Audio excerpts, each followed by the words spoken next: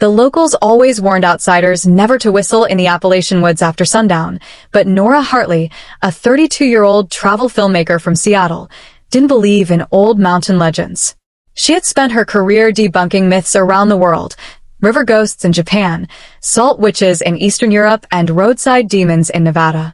Her next project was supposed to be a light exploration of Appalachian folklore, but she didn't know that this time the myth would not only push back, it would reach for her. Nora arrived in Briar Hollow, a diminishing mountain town wedged between dense forests and steep ridges. The air smelled of pine and cold earth, and the mountains loomed like ancient guardians protecting long-buried secrets. Briar Hollow was quiet, too quiet for her liking, but perfect for the moody shots she wanted. She checked into the tiny inn run by an old woman named May Crawford, who eyed her camera gear with a mix of curiosity and dread. "You one of them film people?" May asked while sliding an old-fashioned brass key across the counter. Nora grinned. "Yeah, just covering local legends, nothing too dramatic." May's expression tightened. "Don't go chasing legends, honey. Round here, some things chase back." Nora brushed the warning off as typical rural superstition. She'd heard hundreds just like it. But that night, when she stepped onto the creaky wooden balcony outside her room, she heard a sound so sharp and eerie that her breath caught, the unmistakable drawn-out tune of someone whistling in the woods. It wasn't cheerful or casual. It was slow, deliberate, and echoing between the trees as though the surrounding darkness amplified it. 3 notes. A rising call. A subtle fall. Almost like someone signaling. Nora leaned forward, camera raised, but all she could see was a sea of shifting blackness and the silhouette of the Appalachian pines. She recorded some audio out of habit, though it felt more like the whistle recorded her. She asked May about it the next morning. The innkeeper froze mid-pour, coffee trembling in her hand. "You heard them," May whispered. "Them who?" "The Phantom Whistlers." May explained the old lore, spirits of those who had disappeared in the mountains long ago. They were said to use whistles to mimic human signals, leading hikers, hunters, children, anyone deeper into the woods until they vanished. Their whistles could copy the voice you trusted most. They knew your fears. They knew your footsteps. No one who followed the call ever returned. "Never whistle back," May warned. "Don't even hum. Once they know your sound, they'll come claim it." Nora, still skeptical, thanked her and prepared to head out. She spent the day interviewing locals, a hunter who refused to go past the creek since his brother vanished after hearing a whistle at dusk, a woman whose grandmother swore she heard a whistler mimic her father's tune a week after he died, a teenager who found strange footprints circling his tent one night though he had camped alone. All of them refused to speak after dark. By her 3rd day, Nora was convinced the whistling stories were just fear-fed folklore. She hiked into the forest alone, wanting wide landscape shots. The trees were old, so old their roots formed ribs on the forest floor.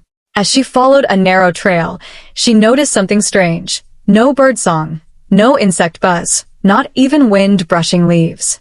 Silence hung like a suffocating blanket. She felt watched. And then she heard it. 3 notes. Crisp. Close. Not echoing this time. Coming from somewhere between the trees directly in front of her. Nora froze. "Probably a person," she whispered to herself, though her body didn't feel convinced. She raised her camera. "Hello," she called. No answer. Only another whistle, slow and luring, as if urging her deeper. She considered turning back, until the whistle changed tune. This time it sounded exactly like her late father whistling their childhood camping melody. Her throat tightened. Her father had taught her that melody before he died when she was 14. No one alive knew it. "Dad," she whispered, stupidly, instinctively stepping forward. The woods darkened with every footstep. The trees seemed to pull closer. The melody repeated, perfect, precise, impossible. She snapped out of her daze and backed away. "Nope, nope, I'm not doing this." She turned around. Another whistle sounded behind her, then to the left, then to the right, surrounding her, hunting her. She ran. Branches tore her jacket. Roots caught her boots. Something moved parallel to her, just out of sight, gliding rather than running. A shadow, tall and wrong in shape, 2 long limbs, too still a posture, as if the woods themselves animated it. As she fled, she finally burst onto the road, panting and drenched in fear. She didn't stop running until she reached the inn. May nearly dropped her lantern when she saw Nora's face. "You heard your own?" May asked, voice trembling. "That's how they lure you." That night Nora locked her door, but she couldn't sleep. At 2:17 a.m., another whistle drifted outside her window. Her father's tune, soft, promising, patient. She put in earplugs. The whistle grew louder, ear-piercing, violent, as if the thing outside knew she was blocking it out. Near dawn it finally stopped. She packed her things and decided to leave Briar Hollow immediately. But as she reached her car, her phone buzzed with a new audio file. She frowned. She didn't remember recording anything recently. When she pressed play, her stomach turned to ice. It was her voice, whistling. A perfect recording of her whistling the tune she had not whistled since childhood. She dropped the phone. May approached slowly. "Once they have your whistle, they follow wherever you go." Nora didn't believe her. She couldn't. She left town without looking back. She drove 5 hours to her next motel. She checked in, ate dinner, showered, tried to relax. At midnight she heard it, coming from the air vent. 3 notes. Her whistle. She fled to another town, then another. It didn't matter. The whistlers always found her, on lonely roads, outside motel windows, deep in parking garages, even in crowded places where no one else reacted to the sound. The whistles were meant only for her. The worst came 3 weeks later, while she filmed a segment in North Carolina. She was interviewing a folklorist when she heard faint whistling behind the camera. She tried to ignore it, but the folklorist went pale. "You need to stop," he whispered. "They're here for you." The lights in the room flickered.